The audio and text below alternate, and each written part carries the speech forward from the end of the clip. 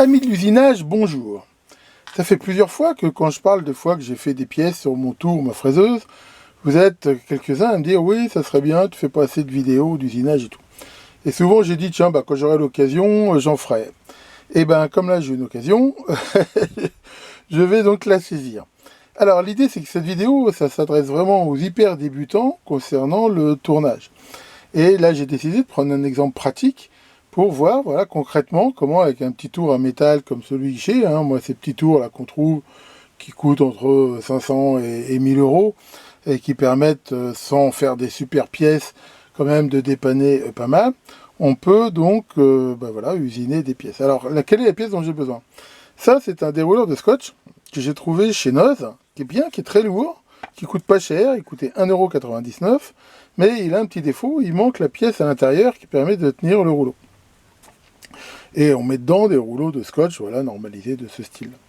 Et donc, ce qui manque à l'intérieur, c'est cette pièce qui va permettre donc de tenir le rouleau, et avec un axe ici qui s'enclenche dans les deux rayures qu'on peut voir ici, de façon à le tenir. Voilà, c'est un truc vraiment tout bête.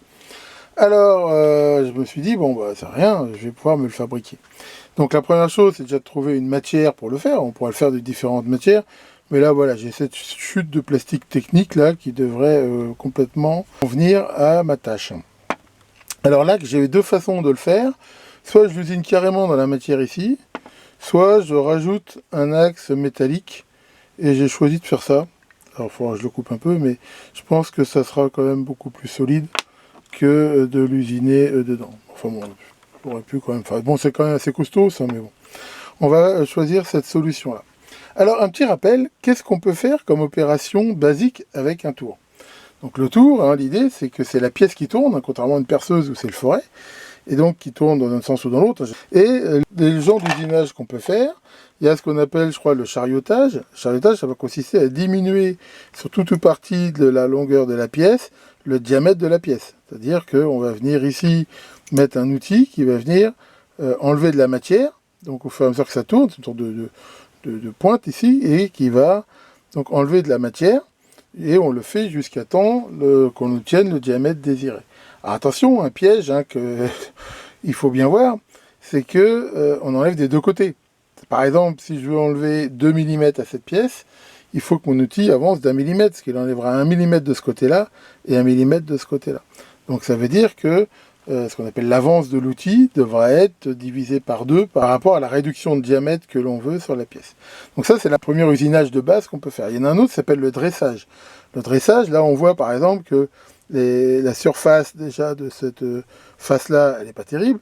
Et surtout, elle n'est pas forcément, comme on peut le voir, vraiment, je veux dire, perpendiculaire ici.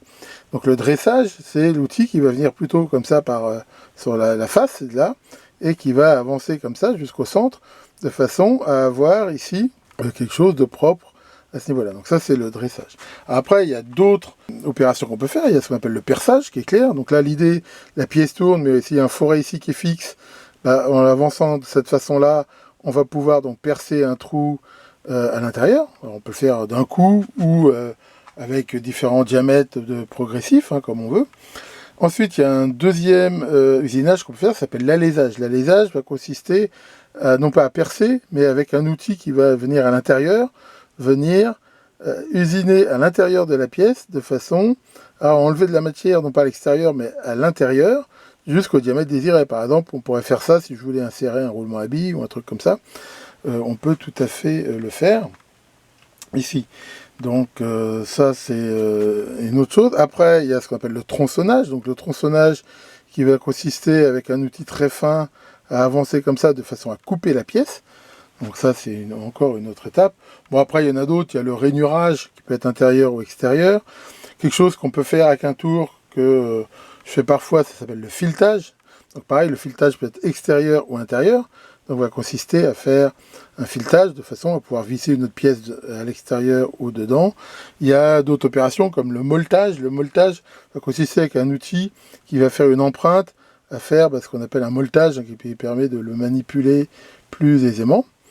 Donc voilà, ça je crois que c'est quand même les opérations les plus courantes qu'on peut faire avec un tour, sachant que pour le filetage, il y a deux façons de le faire. Soit on le fait avec un outil qui avance en même temps que la pièce tourne, alors bien sûr ça nécessite d'avoir une synchronisation entre le mouvement du chariot et le mouvement de rotation, parce que sinon on ne pourrait pas le faire à la main. Donc ça, c'est ce qu'on appelle le filetage. Donc pour ça, faut calculer, souvent c'est des engrenages qui vont régler le rapport qu'il y a entre la rotation et l'avance, ce qui va permettre d'avoir différents pas. Mais sinon, on peut le faire aussi dans certains cas, avec des tarots et des filières pour un taraudage extérieur et des tarots pour un taraudage intérieur. Donc voilà en gros les différents usinages qu'on veut faire. Alors quand on veut usiner quelque chose, faut toujours se dire, voilà, on peut partir d'un plan avec des cotes, hein, mais sinon au moins prendre des notes et faire, alors moi ce que j'appelle ça, c'est un plan d'usinage. C'est-à-dire me dire, voilà, qu'est-ce que je vais être obligé de faire comme opération et dans quel ordre, de façon à pouvoir avoir ma pièce. Alors bon, là c'est une pièce, je vais faire ça vite fait, je veux dire à main levée. Donc ma pièce que je veux à la fin, elle est comme ça. Donc il va falloir que je détermine son diamètre et ici sa longueur. Alors la longueur, elle est facile, hein, c'est celle du ici que l'on a pour la largeur. Donc là je peux venir, comme on peut le voir, la mesurer ici avec mon pied à coulisses, hein, que je vous avais déjà montré, un excellent pied à coulisses mi-tutoriaux. Donc là je mesure ici et je vois que j'ai 22,65. Alors il faut garder un petit peu de jeu fonctionnel, donc on va dire que 22,5 ici ça ira. Donc ça me donne cette longueur ici. Ensuite le diamètre, donc le diamètre c'est le diamètre intérieur ici du scotch, et donc là pareil je vais venir le mesurer de cette façon là et je vois que c'est 26,16 ici, donc ok pour 26,16. On va dire là pareil, évidemment ça rentre un petit peu à force, donc on va dire 26,2, ça doit le faire à peu près, hein. Voilà, donc ça c'est le diamètre, sachant que là je peux bisuter un petit peu les bords, voilà ici, mais ça je le ferai avec une lime, c'est pas la peine là de le côté. Donc là j'ai les dimensions, je veux dire, de ma pièce finale, et après il restera donc à percer à l'intérieur ici donc un trou au centre, de façon à pouvoir mettre ici ma pièce dont le diamètre doit être de 6,34 en fait, voilà, c'est du quart de pouce, hein, c'est du 6,35. Donc là il faut que je fasse 6, 2 par exemple. Pourquoi? Parce que c'est pareil, ça, je voudrais que ça tienne dedans, donc je l'enfoncerai à force avec une presse, comme ça il bougera pas. Et la longueur de cette pièce là, elle doit être de la largeur ici, pareil avec toujours un petit peu de jeu, donc c'est 28. Donc la tige ici, voilà, hein, je grossis là, le trait, voilà, elle doit faire ici 28. Bon, et voilà, donc ça c'est, on va dire, les cotes de ce que j'ai à faire, hein, donc on peut toujours les revérifier toujours, hein. Donc là j'ai bien 22,5, là j'ai bien 28, tout ça, donc ça c'est bon. Alors maintenant, donc l'usinage, qu'est-ce que je vais faire? On va voir, je vais fixer ça dans le mandrin, et déjà il faut que je fasse le dressage là de la première face. Donc ici je vais faire en 1, on va dire, je vais faire dressage. Bon là il n'y a pas besoin de cote, en fait c'est rendre le bord ici lisse. Ensuite je vais donc réduire le diamètre de la pièce. Alors pour savoir de combien il faut que je le réduise, je vais utiliser le système différentiel du pas à coulisses, hein. Donc là je veux avoir 22,5 de longueur, donc là je vais le régler à 22,5. Voilà, donc là 22,5. J'appuie sur la remise à 0 et je mesure là ma pièce. Donc là on voit que ça fait 8,16 de trop. Donc si je divise par 2, ça veut dire en gros il faut que j'enlève 4 mm de chaque côté à peu près. Donc là, ensuite ça va être donc on va dire du chariotage en 2, donc moins 4 mm. Donc sur une longueur, au moins de 22, mais je vais me garder un peu plus ici de façon à avoir la place pour couper. Donc là on va dire faire ça sur une longueur de au moins, allez, si je mets 25 ou 26 ça sera bon. Donc ça, une fois que j'aurai ça, donc j'aurai ici un bord bien droit, j'aurai ici mon système, donc après il va falloir que je le tronçonne.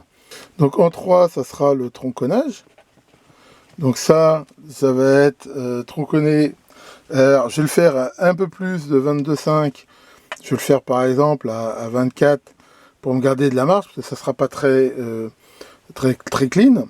Ensuite, en 4, je vais retourner ma pièce et refaire le dressage exact pour avoir ma longueur ici de 22,5. Voilà. Et donc là, j'aurai carrément ma pièce finale, mon cylindre. Ensuite, j'aurai en 5 ici le perçage. Donc on a dit à 6,2. Voilà. Et une fois que j'aurai ça, j'aurai fait ma pièce. Après, j'aurai plus qu'à, pareil, couper, donc faire du tronçonnage de cette pièce-là à 28. Et j'aurai terminé, j'aurai plus qu'à la mettre. Donc voilà, en gros, toutes les opérations que je vais faire. Bon, c'est vrai qu'honnêtement, des fois, comme sur des pièces 5 comme ça, je le fais un peu de tête. Mais enfin voilà, ça vous montre un petit peu la démarche. Donc là, voilà, c'est toutes les opérations qu'il va falloir que je fasse pour passer de ça, pour avoir la pièce qui viendra ici se mettre. Alors, il n'y a plus qu'à. Bon voilà, j'ai essayé de mettre ma caméra pour qu'on voit au mieux les opérations. Alors, allons-y gaiement. Donc la première chose, ça va être donc de fixer la pièce. Donc j'ai marqué grossièrement l'endroit où je veux, dans sa mesure où de toute façon, je la retaillerai sur la longueur. Donc ça, c'est la longueur sur laquelle je vais charioter pour avoir enlevé de la matière au bon diamètre. Donc là, je vais utiliser ma clé à mandrin. Voilà, de façon à positionner ma pièce. Voilà, donc là je la mets comme ça. Et je serre. Voilà. Voilà, en même temps c'est du plastique, donc ça va s'usiner sans faire énormément de force. Et voilà, donc on va faire la première opération, donc qui consiste à faire le dressage. Ici, donc là, on voit, je peux mettre là mon outil. Voilà, bon. Alors, il y a plusieurs outils avec lesquels on peut faire ça, mais celui-là devrait convenir, je pense, hein, surtout sur ce genre de matériaux. Donc là, bien sûr, on va régler donc, le sens de rotation. Donc là, il faut que ça tourne toujours dans ce sens-là. Il faut régler la vitesse. Alors, pour les vitesses, normalement, il y a des tableaux en fonction de ce qu'on appelle l'avance, c'est-à-dire la vitesse où l'outil va avancer, le matériel, le diamètre et tout ça. Bon, je reconnais que déjà, je ne connais pas le matériau et tout. Donc là-dessus, très souvent, c'est quand même assez pifométrique. Sachant que le plastique, généralement, il ne faut pas l'usiner trop vite parce qu'il peut avoir tendance à fondre. Et voilà, donc là, attention, on va attaquer. Donc là, l'idée, hein, c'est que, voilà, je vais bloquer ici le chariot.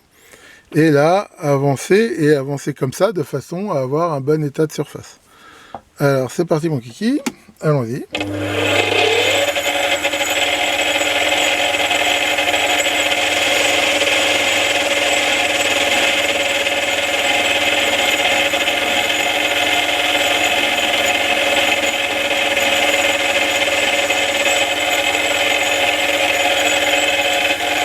Donc voilà déjà une première passe, on va en faire une. Voilà, peut-être un peu plus vite pour faire la finition.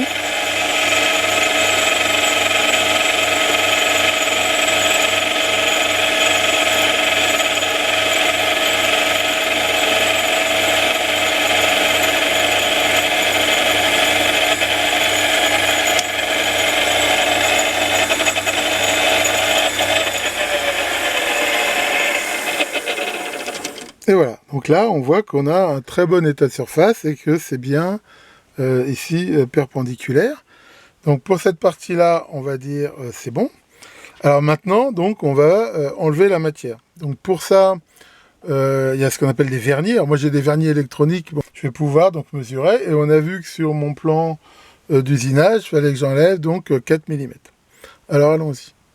Pour préparer donc mon chariotage, là, ce que j'ai fait, donc j'ai mis ici l'outil que j'ai réglé, j'ai fait le 0, c'est-à-dire en fait le 0 correspond au début ici de la surface, donc là, quand je vais tourner pour avancer jusqu'à 4 mm, hein, vu qu'on a vu qu'en tout je vais en enlever 8, et alors surtout pour avancer, je vais le faire ici, en bougeant tout le chariot.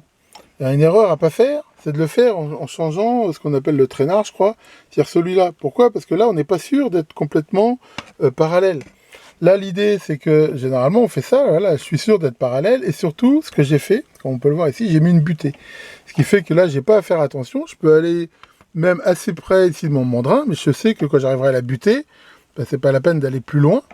Et donc je vais faire différentes passes, ça s'appelle une passe, vu qu'on ne peut pas enlever toute la matière d'un coup. Je vais faire des passes de 0,5, 1, enfin tout dépend de comment va réagir l'outil. Sachant que quand je vais arriver près du diamètre final, généralement, ben là on s'arrête un petit peu avant, faire des contrôles, parce que attention, hein, c'est ce truc-là, si on en enlève trop, généralement c'est mort. Hein. Si on n'enlève pas assez, on peut rattraper, mais trop, c'est trop. Donc voilà, je vais remettre la caméra et on va pouvoir attaquer ça. Voilà, c'est parti, on va pouvoir y aller. Donc là, je mets à tourner. Là, je vais commencer avec une passe de 0,5 par exemple.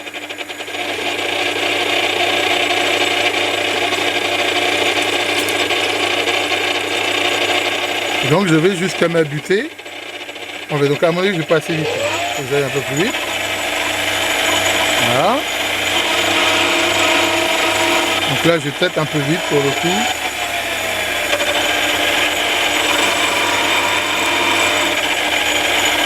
Peut-être était un peu fort.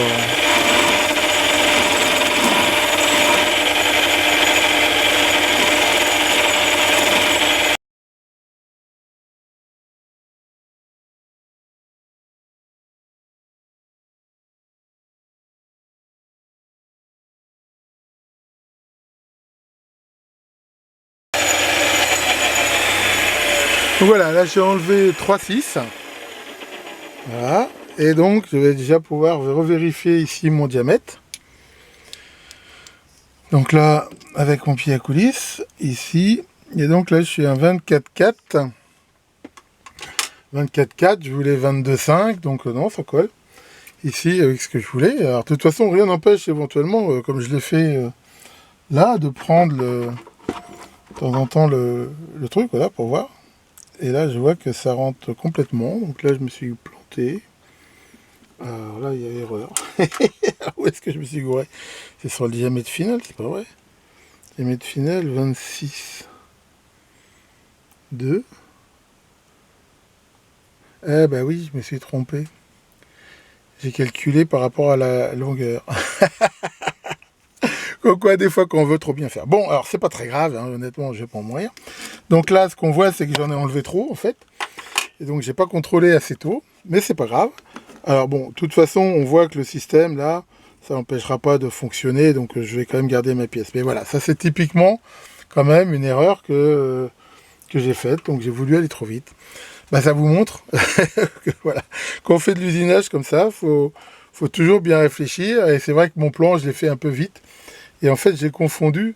J'ai calculé sur mauvais truc, je crois. Bon, enfin bon.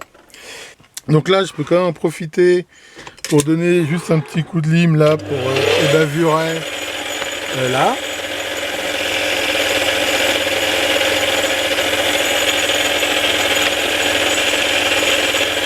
Voilà. Et donc, ce que je vais faire, bah maintenant, il faut que je coupe à la bonne longueur. Et donc, pour ça, je vais utiliser donc un outil à tronçonner. Ok, donc là, pour tronçonner, il faut un outil comme celui-ci, par exemple. Voilà, on voit qu'il est très fin. Donc là, je vais enlever ma butée, j'en ai plus besoin de ma butée sur le chariot. Hein. Je suis quand même bien planté, là. Enfin, c'est pas grave. Allez, je garde quand même. Donc là, je vais pouvoir donc tronçonner. Alors, allons-y.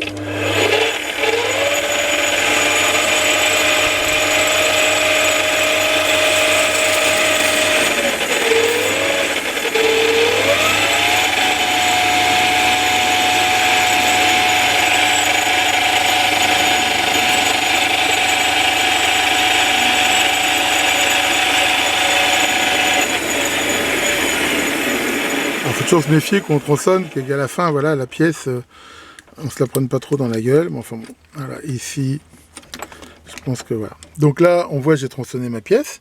Donc maintenant, ce que je vais faire, c'est que je vais donc l'enlever d'ici, hein, suivre mon plan en fait. Hein. Voilà, donc ça, on va dire, c'est la chute.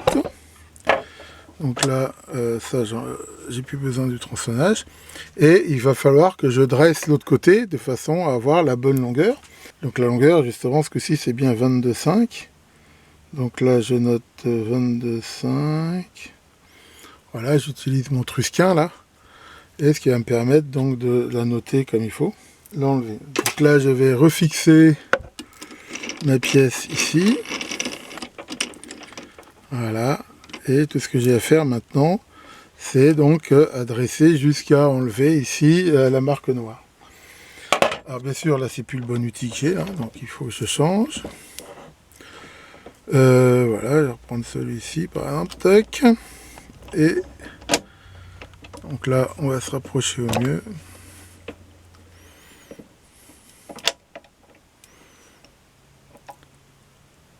Donc là.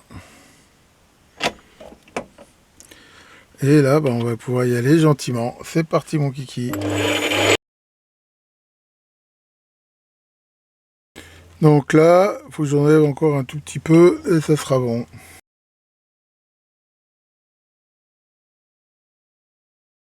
Et voilà, donc là la pièce est bonne. Donc maintenant, ce qu'il va me rester à faire, c'est le perçage. Donc perçage que j'ai dit de faire à 6,2. Donc pour ça, je vais utiliser, donc ça, je peux le mettre là. Alors, toujours faire très attention, parce qu'il ne faut pas que quand on mette en route, ça bloque. Donc là, le truc, il faut le mettre dans un endroit qui gêne le moins possible. Voilà, comme ça, vérifier que ça touche pas. Voilà, donc là, c'est bon. Et donc là, je vais prendre donc un endroit. Voilà, avec ce qu'on appelle un cône morse, hein, qui va se mettre dans ce qu'on appelle la poupée mobile, je crois que ça s'appelle, voilà. Encore une fois, je rappelle, hein, moi je suis pas un pro de l'usinage, hein.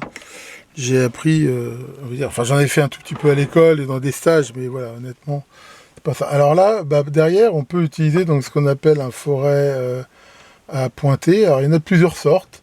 Il y a ça, éventuellement. Donc ça, généralement, c'est ce qu'on peut utiliser, mais ça, c'est surtout qu'on veut mettre des contrepointes.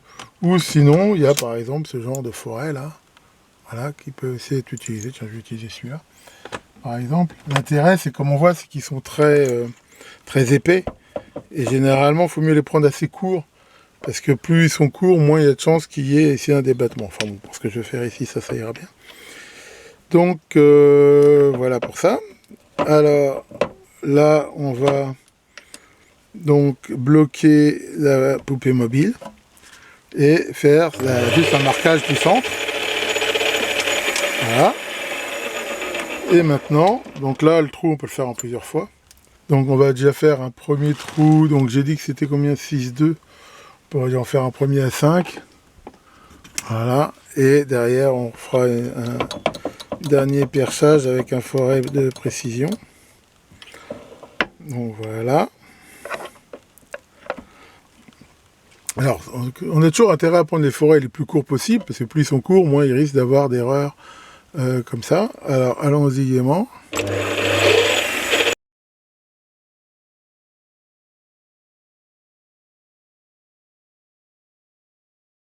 Et donc, fait mon perçage. Hop là. Donc, il n'y a plus qu'à percer maintenant au diamètre final. Donc, j'ai dit 6,2. Alors, je vais prendre un forêt. J'ai des forêts au pas de 0,1. Donc, voilà, 6,2. Bien, donc reste à faire, on va dire, l'axe ici. Donc, la première chose que je vais faire, donc je vais dresser ce bout-là et le chanfreiner un petit peu. Donc là, je vais le mettre ici comme ça, hop. Allons-y, donc là pour chanfreiner, bon, j'ai plusieurs choix, mais là par contre je peux le faire avec ça. Voilà, hop. Bon, vous avez compris le principe, hein, c'est pas bien compliqué. Donc là par contre c'est de l'acier, hein, donc faut pareil adapter la vitesse et les passes au matériau.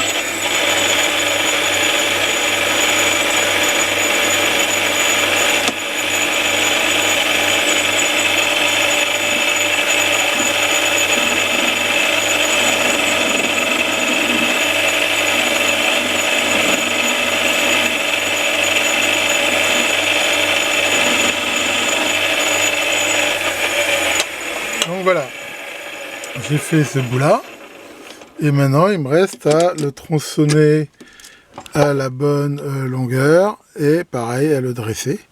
Voilà, on voit que ça fait quelque chose de très propre là. Alors c'est parti, donc pour ça il faut que je mesure la taille et que je la note. Mon stylo est là. Allons-y. Alors, bon, bah, il y a tellement peu enlevé, on pourrait se demander est-ce que ça vaut le coup de tronçonner ou juste de dresser plus loin. Enfin bon, on va essayer déjà de tronçonner là, comme ça.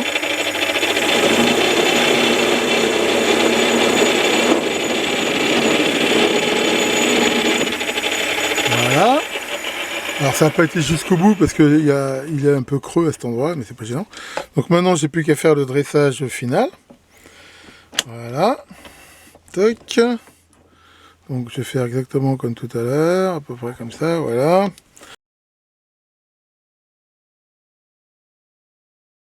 C'est complètement terminé. Donc j'ai plus qu'à, avec l'aide d'une presse, l'axe dans le trou et ça devrait le faire. C'est parti. Bon, donc reste plus qu'à ébarber ici le trou. Ça, on peut le faire avec ces petits ébarbeurs, je vous ai déjà montré, là, qui sont très pratiques. Et voilà, donc maintenant, à l'aide d'une presse, je vais enfoncer cela jusqu'à, alors là, vue de nez, il faut que ça dépasse de ça à peu près. Donc ça, je vais faire, là pour ça, j'ai une presse. On peut voir ici, voilà. Et bon, il n'y a pas, oui, je suis désolé pour l'éclairage, c'est pas terrible, mais enfin, je pense qu'on va voir quand même. Et donc, je vais pouvoir ici donc l'enfoncer. Voilà.